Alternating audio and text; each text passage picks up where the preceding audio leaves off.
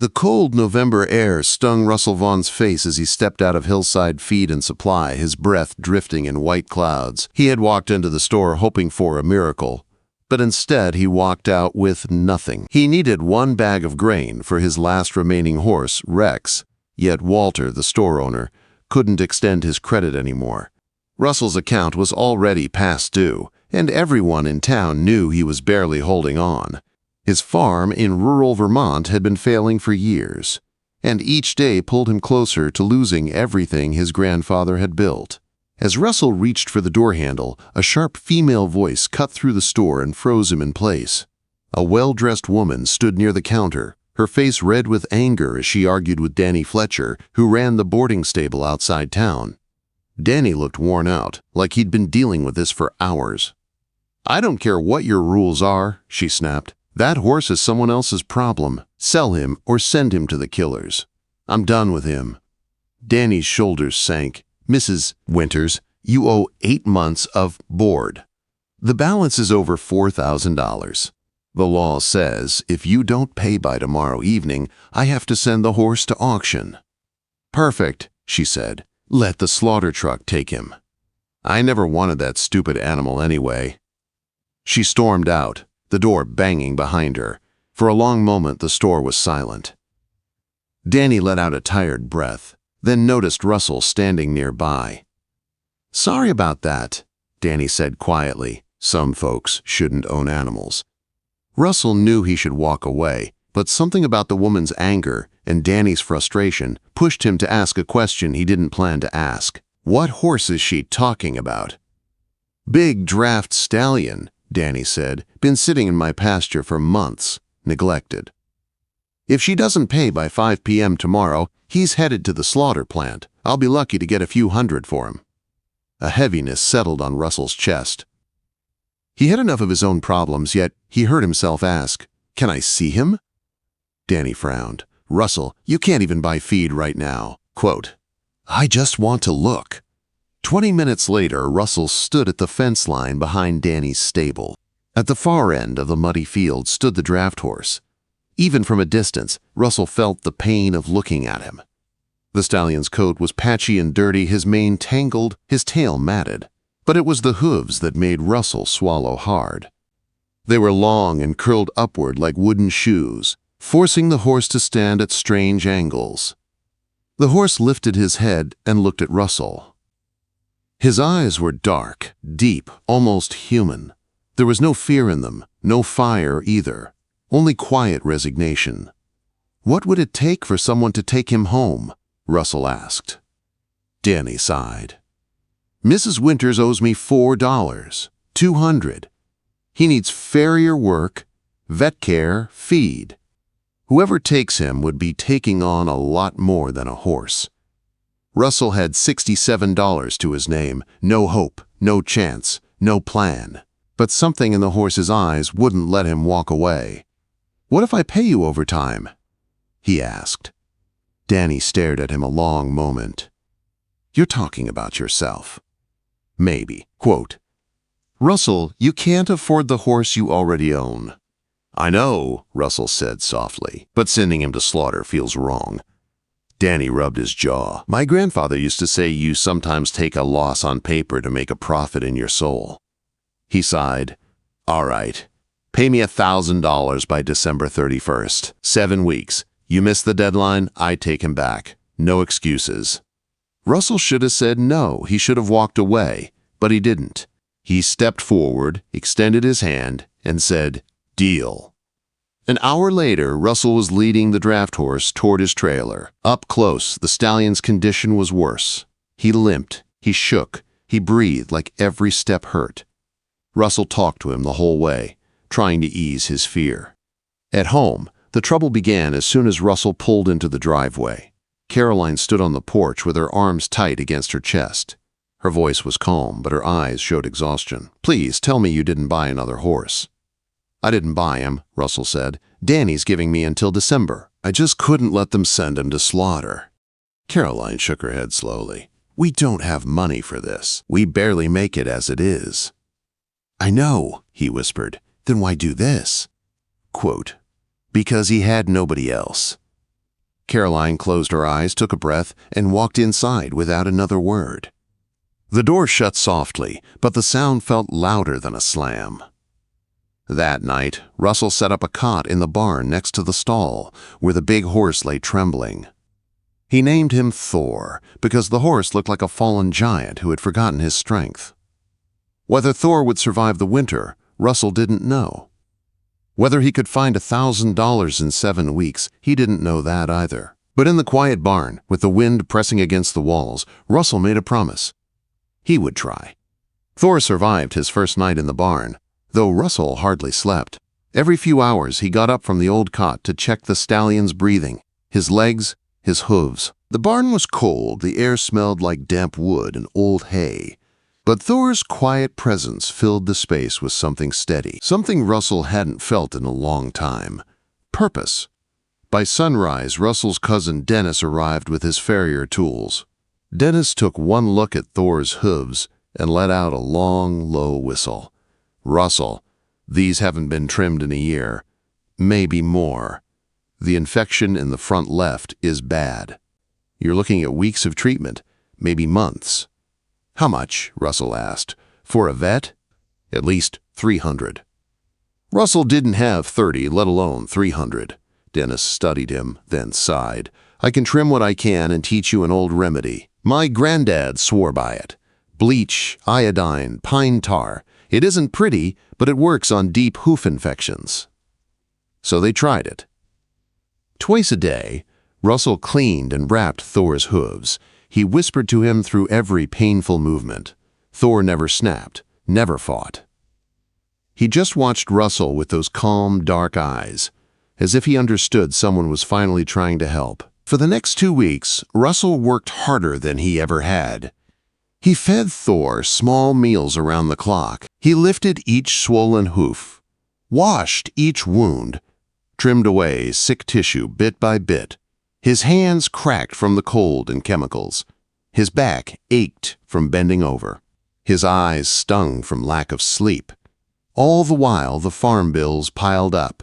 The bank sent more warnings. Caroline barely spoke to him, except about the boys, homework or her nursing shifts. But she watched him, and something in her face softened a little when she saw him caring for Thor late at night. By early December, Thor was standing straighter. The infection had eased. The patches in his coat were finally growing back. That's when Russell noticed something strange. Thor's color wasn't just chestnut. It was deeper, richer, almost glowing when the sun hit it. Old memories came back, stories his grandfather used to tell about a rare English breed called Suffolk Punches.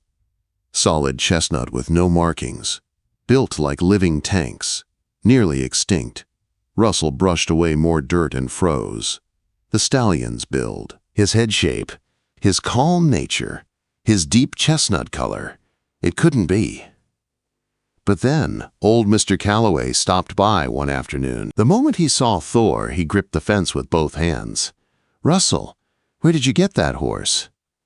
Boarding stable. He was headed for slaughter. That's a Suffolk Punch, Ernest said. A real one. Old bloodline. You don't see horses like that anymore. Russell felt his heartbeat rise. Are you sure? Quote. Look at his legs, his shoulders, his movement. And, Ernest pointed, check for an old brand under the hair. They used to brand the valuable ones. That night, Russell ran his hands along Thor's left flank until he felt raised scar tissue. He parted the hair and saw it, faded but clear. CP, his heart pounded. He took a photo and posted it in a draft horse group online, asking if anyone recognized the brand. Within an hour, people began commenting. By nightfall, someone tagged the Suffolk Horse Society in Britain. Messages poured in, all saying the same thing. If this horse is from Crayfield Park, he might be one of the rarest Suffolk Punch stallions alive. Then one message changed everything. Mr. Vaughn, I believe your horse may carry the Crayfield Park bloodline. We have been searching for descendants for over 20 years. Please contact me immediately. Victoria Armstrong, Suffolk Horse Preservation Trust. Russell's hands shook as he called her. Victoria spoke with excitement and disbelief. She explained that Crayfield Park bloodlines were nearly extinct. Only a few pure horses had ever left England. Most records were lost. Only rumors remained. "Mr. Vaughn," she said, "if the brand is real, this stallion is priceless to conservation. Please allow us to send a genetic kit." Russell agreed. 2 days later, the kit arrived. He sent it back the same night. Then came the hardest part: waiting. Thor was improving, growing stronger. His coat glowed. His eyes brightened. He started following Russell around the barn like a dog. But the money situation grew worse. Russell worked odd jobs, fixing fences, hauling old junk, saving every single dollar in a coffee can hidden under hay. After all the work, he had only $340, not even half. December 28th, 3 days before the payment deadline, Russell got a call. Victoria's voice broke with emotion. "Russell, your stallion is extraordinary. His DNA matches Crayfield Commander's direct line. Mr. Vaughn, your horse carries genetics we believed were extinct." Russell sank into a chair, stunned. "This stallion," she continued, "could bring back a lost bloodline, but we must know. He's still a stallion, correct?" "Yes." "Then we need him evaluated immediately.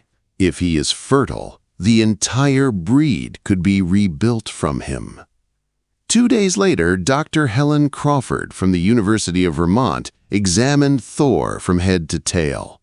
Russell paced outside the stall, barely breathing. When she finally looked at him, her eyes were bright.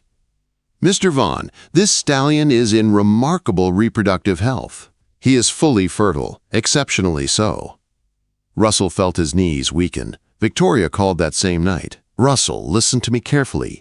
You cannot lose this horse. We will send the $1,000 to Danny Fletcher tomorrow morning. Consider it an advance on a conservation partnership." The next day, Danny called Russell. "A group from England wired the money. Your account is cleared, Russell. That horse is officially yours." He paused. "And I'll be damned. You might have saved a horse the world needs."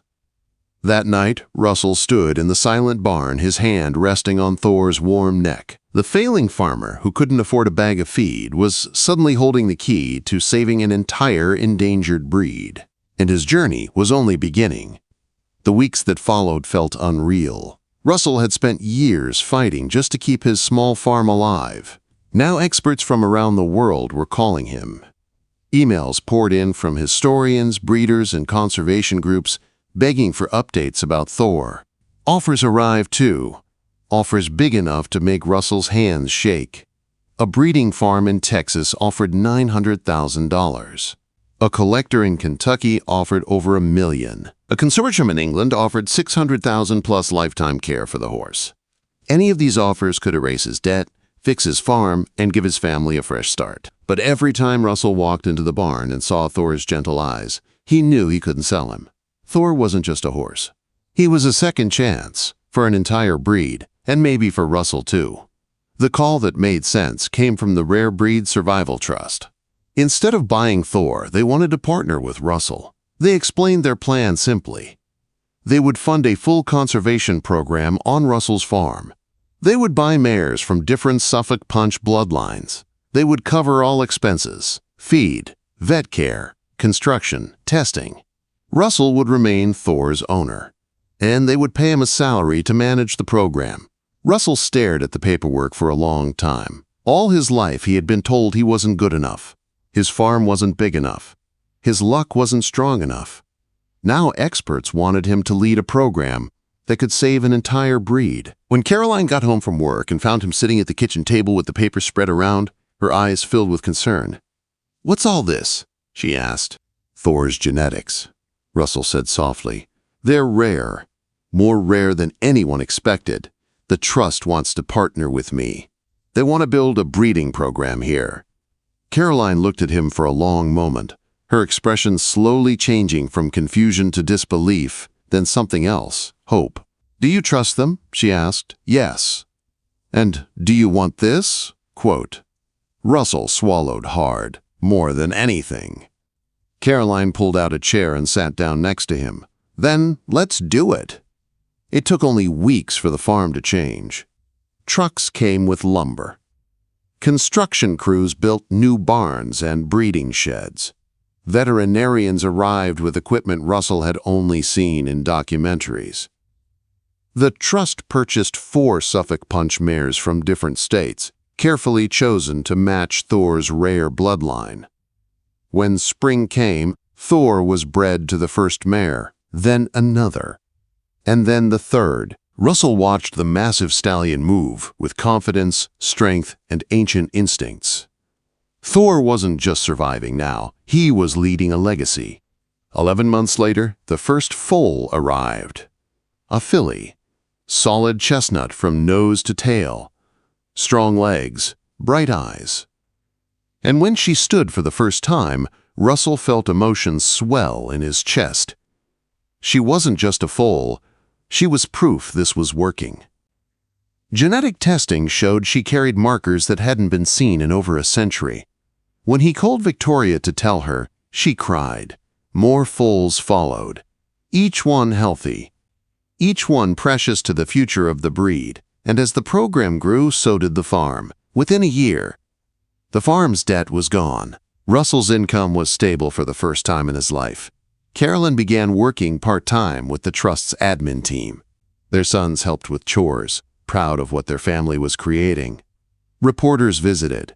Documentary crews filmed Thor's story.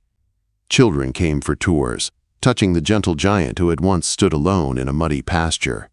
But something unexpected happened too. As Russell worked with Thor every day, he felt himself changing. The shame he had carried for years faded. The worry that had tightened inside him for so long loosened. He stood straighter. He spoke with confidence he hadn't known he had. He wasn't the failing farmer anymore. He was the caretaker of a rare bloodline, a teacher, a leader, and a man his family could depend on again.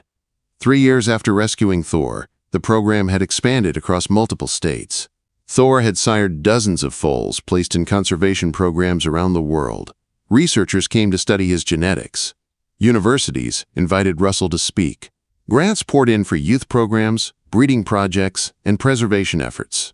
The Vaughn farm, once close to foreclosure, became a respected center for rare breed conservation. One November morning, exactly 5 years after bringing Thor home, Russell walked to the barn before sunrise. The air was crisp and cold, breathing life into the quiet fields. He found Thor standing in his stall, calm and steady as always. Russell placed a hand on the stallion's neck. 5 years ago, he whispered, I brought you home because I couldn't let you die. Now look at what you've done. Thor lowered his head against Russell's chest, their quiet ritual of connection. Outside, children's laughter floated across the pasture. A school group had arrived early for a tour. Russell stepped out of the barn and watched them surround the young Suffolk Punch foals, their eyes wide with wonder. A world that had almost lost this breed now had hope again. And it had started with a broken farmer, a neglected stallion, and a moment of compassion that changed everything. Years later, when people asked Russell how he managed to save a nearly extinct bloodline, he always said the same thing. I didn't save Thor. Thor saved us. Because in the end, the horse everyone else had given up on didn't just survive. He became the foundation of a future no one had imagined.